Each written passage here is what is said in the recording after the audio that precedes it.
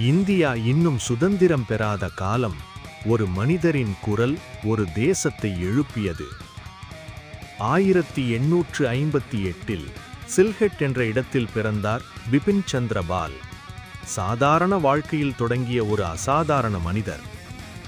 கல்வி அவருக்கு அறிவை மட்டும் தரவில்லை, ஒரு நாட்டை மாற்ற வேண்டும் என்ற எண்ணத்தையும் உருவாக்கியது. ஆங்கிலேயர்களின் ஆட்சிக் கீழ் வாழும் மக்களை பார்த்தபோது அவரின் உள்ளத்தில் ஒரு தீப்பொறி எரியத் தொடங்கியது. அந்த தீப்பொறி பேச்சுக்களாக மாறியது.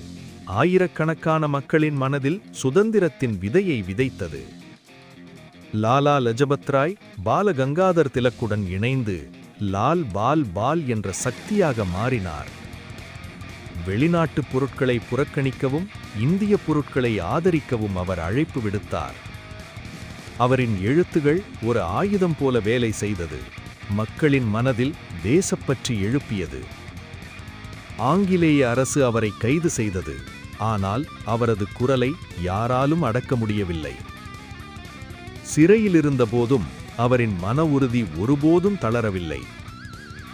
ஒரு மனிதர் மட்டும் அல்ல, ஒரு இயக்கம், ஒரு விழிப்பு. அதுவே பிபின் சந்திர பால். சுதந்திரம் யாரும் தருவது இல்லை, அதை நாம் எடுத்துக்கொள்ள வேண்டும்.